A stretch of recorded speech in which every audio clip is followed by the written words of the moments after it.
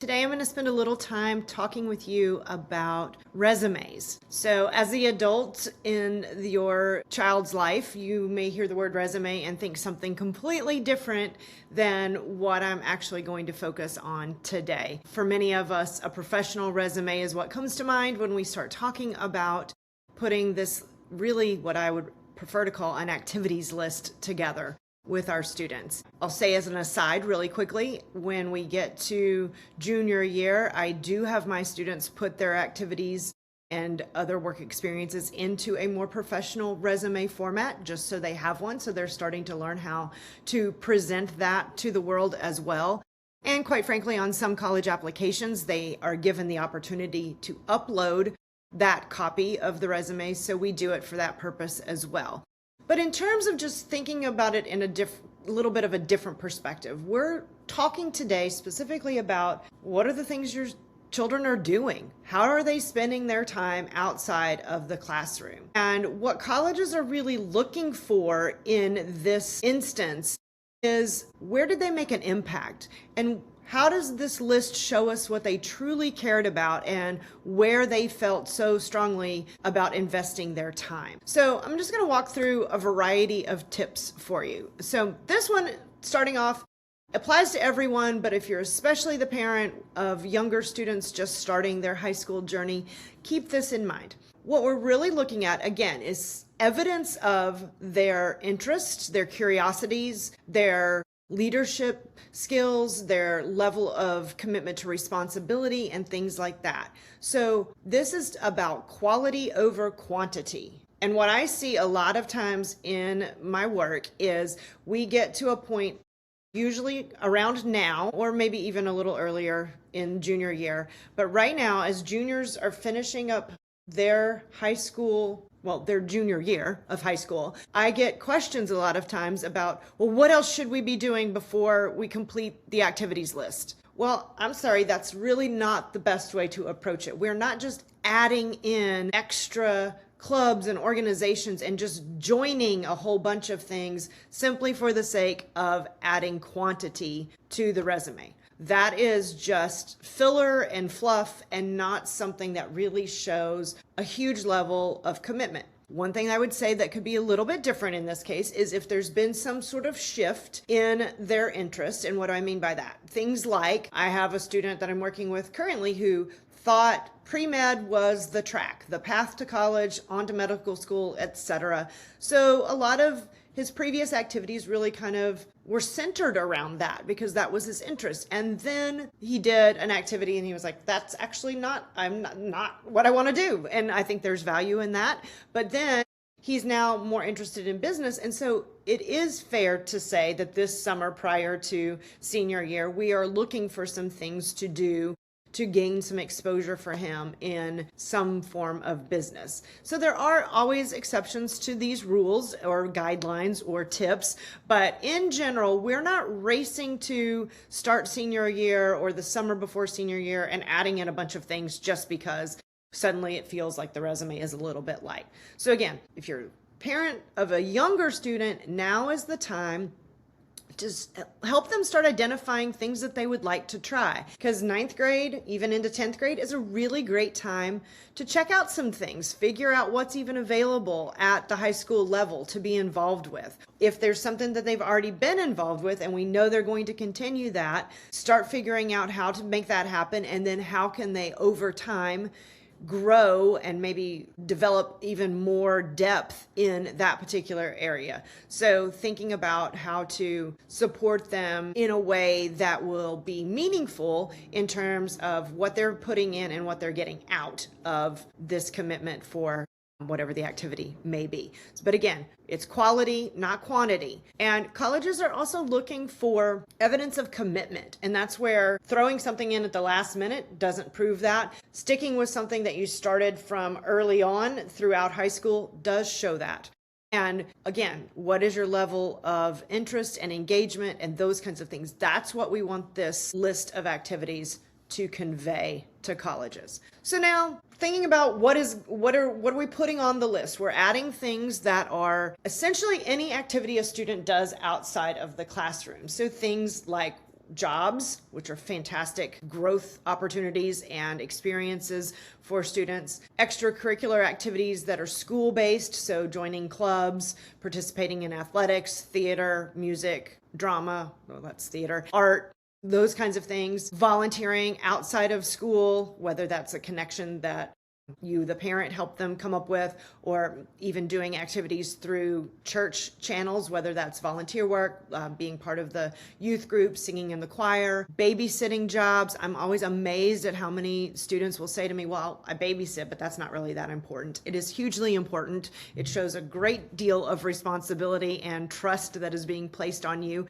if you are a babysitter for a family. Thinking about other things even that students sometimes leave out. Significant things like the hobby of being a baker, but it's more than just baking cookies on a random Saturday for your household. Maybe you love this so much that you have consistently been baking a cake once a week that you're delivering to a neighbor or a grandparent or something like that. I'm really just kind of making that part up about where it goes. But the idea is even hobbies that have some significant level of time involved are things that can be on a resume. Music is a good one. A lot of students I work with they've self-taught guitar or some other instrument, and they think that that is not relevant to be on their resume, but it absolutely is.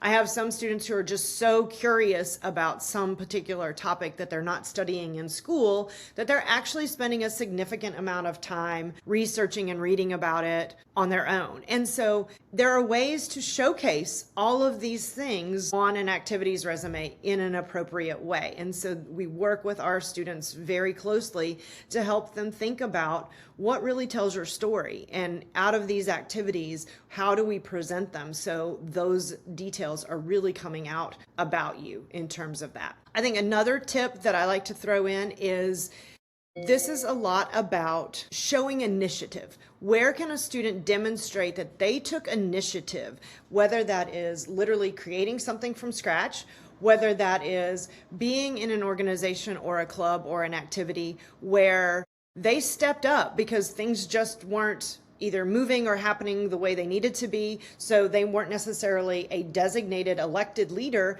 but they're clearly showing leadership by taking the initiative and fixing a problem or addressing a challenge, those kinds of things. So help your children think through strategically about those types of scenarios too. You don't have to be the president of everything to demonstrate your leadership, your drive. Again, initiative is a great word that I always come back to. How do we show that you really demonstrated that throughout your activities list? I think that's really important. In terms of just how it's written, that is important. Using really strong language, verbs that really highlight what is involved, instead of just saying, I'm a member of a club, I show up once a week for a meeting, essentially.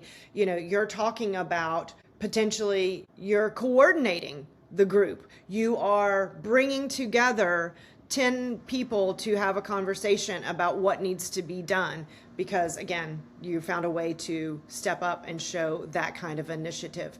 Even for students who are what I would call just joiners, they just are in a club, we work really hard to talk to them and flesh out what are the actual activities that you've engaged in that we can highlight through this club that will demonstrate some of these qualities that colleges are looking for in terms of those types of things. When we're presenting, in addition to the strong verb language that we encourage students to use, we talk to them a lot about showing your scope. Like, what is it, like, can we add an amount, for example? Like I just mentioned, 10 people coming into a meeting that you, the student, helped drum up. Or maybe it's working on a fundraiser and you can literally quantify an amount of money that was raised. Or if you're doing a donation drive for the Humane Society, how many of whatever you were collecting did you get? So showing things in a numerical sense is also a really great way to highlight success stories in a way that's also very quickly and easily digested by the reader, which is really important too, because on the Common application, you have 150 characters to describe your activities. And so we are always working very closely with our students to be as concise and direct as possible, and using these other tools and tricks to really make it a quick read and a condensed read for the person who we are showing this to. Again, thinking long range, starting out young parents, helping them identify things to be involved with throughout the course of time, encouraging their continued involvement, encouraging them to grow within whatever the activity happens to be if there are opportunities for that, and showing any type of increased responsibility. Those are all really three huge pieces of this puzzle that put together all in one make a really big impact with the activities resume. The other thing I'll say at the outset, or sorry, as I'm closer to wrapping up, is if there are also significant instances that, or responsibilities or circumstances that keep a student from being able to fully commit and be as involved as they might like to be, there's also an opportunity to explain that. Some of those things can be household responsibilities that a student has. It could be that they are commuting a very long way to and from school, depending on their situation, and that really impacts the amount of time that they can spend after school, sticking around, those kinds of things. So just anytime that there's an obstacle, we also want to try to address that if we can, to help students really present themselves fully in all of this. So I think it's just fun to work with our students from start to finish on putting together their activities resumes and demonstrating that or presenting that to colleges. There's a lot more to be said about it, but hopefully this is just a kind of a quick overview to give you as a parent some guidelines on what you ought to be thinking about as we're headed into this part of the process. As always, if we can be of assistance in any part of the application process, please reach out.